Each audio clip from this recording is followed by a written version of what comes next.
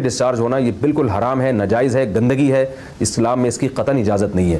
اور اگر ان ائمہ کا مذہب لیا جائے جو منی کو پاک سمجھتے ہیں، اس لیے میں یہ عرض کر رہا ہوں کہ بعض حضرات نے اس پہ فتویٰ دیا ہے کہ یہ چونکہ پاک ہے لہذا اگر یعنی کوئی شخص منہ میں بھی ڈسچارج ہو جائے تو یہ بھی جائز ہے. یہ 100% غلط فتویٰ ہے، اس لیے کہ جو حضرات اس کو پاک کہتے ہیں وہ بھی اس کو خبائث میں داخل کرتے ہیں، حرام چیزوں میں داخل کرتے ہیں. اس کا کھانا یا اس کا منہ میں ڈالنا وہ بھی جائز نہیں کہتے، تو اس لحاظ سے بھی یہ ناجائز ہے اور بہت ساری بیماریوں کا ذریعہ بھی ہے. دوسرا مسئلہ یہ ہے کہ اگر کوئی ڈسچارج نہیں ہوتا اورل سیکس کے ذریعے تو اس کا شرعی حکم کیا ہے؟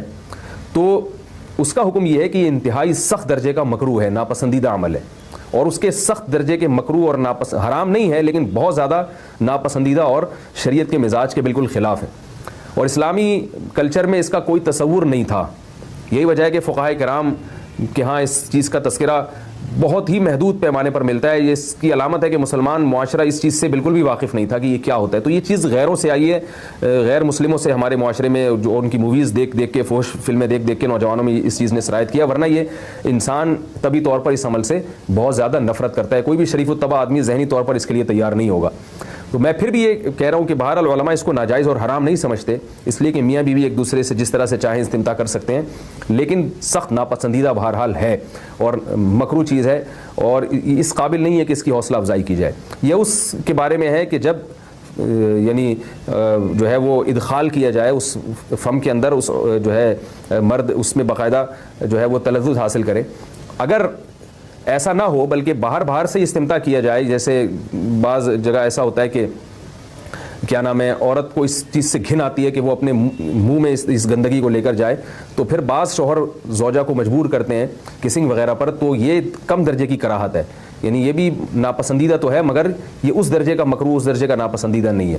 دوسری بات یہ کہ یہ جو میں نے پوری ڈیٹیل بیان کی ہے یہ اس صورت میں ہے اس کے مکروہ اور ناپسندیدہ ہونا کہ عورت اس کے لیے ذہنی طور پر آمادہ ہو. یہ بات خوب یاد رکھیں، اگر عورت کو اس عمل سے گھن آتی ہے تو پھر مرد بیوی کو اس کام پر مجبور ہرگز نہیں کر سکتا، کیونکہ یہ نکاح کے جو ایگریمنٹ ہے، مقتضیات ہیں، اس کے خلاف ہے. یعنی یہ اس میں داخل نہیں ہے. عورت اپنے آپ کو ہم بستری سے تو نہیں روک سکتی، مرد جب چاہے گا بیوی سے ہم بستری کر سکتا ہے، عورت کو اجازت نہیں ہے. لیکن خاص اس عمل سے عورت مرد کو روک سکتی ہے اگر وہ ذہنی طور پر اس کے لیے آمادہ نہیں ہے. یہ تو میں نے اورل سیکس سے متعلق کچھ فقہی احکام بیان کیے ہیں. دوسری بات یہ، اس کا بھی مسائل پوچھے جاتے ہیں کہ بعض مرد اپنی زوجہ کو مجبور کرتے ہیں غیر فطری طریقے سے ہم بستری کرنے پر، پچھلے راستے پر ہم بستری کرنے پر. تو یہ بات یاد رکھیں کہ ایسی صورت میں عورت پر اصل حکم یہی ہے کہ وہ ایسے مرد سے طلاق لے لے اور اس کو اپنے قریب نہ آنے دے. کیونکہ اس میں نقصان یہ ہوتا ہے کہ اگر عورت اس کام کی مرد کو اجازت دے دے تو کچھ وقت کے بعد اس کی اپنی نیچر تبدیل ہو جاتی ہے، اپنی فطرت بدل جاتی ہے اور اسے اسی اس غیر فطری کام میں لذت آنا شروع ہو جاتی ہے. تو اپنے آپ کو گندگی سے بچانا یہ بہت ضروری ہے. اور اگر وہ یہ سمجھتی ہے کہ طلاق کے بعد اس کے دوبارہ نکاح نہیں ہوگا، اس کی زندگی تباہ نہیں ہوگی، تو پھر سخت مجبوری میں اگر مرد اس کو دھمکیاں دیتا ہے مارنے کی یا طلاق کی، تو ایسی مجبوری میں پھر اللہ کی رحمت سے امید ہے کہ گناہ صرف مرد کے کندھوں پر ہوگا. ایک اور علمی نقطے کی بات ہمیں یہ پتہ چلتی ہے اس آیت میں کہ نساؤکم حرث لکم، اللہ تعالیٰ نے نکاح کا بنیادی مقصد حرث بتایا ہے، یعنی نسل بڑھانا.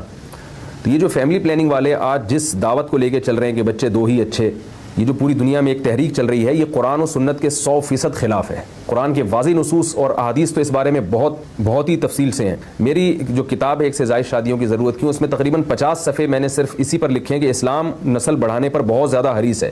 اسلام چاہتا ہے کہ مسلمانوں کی نسل بڑھے.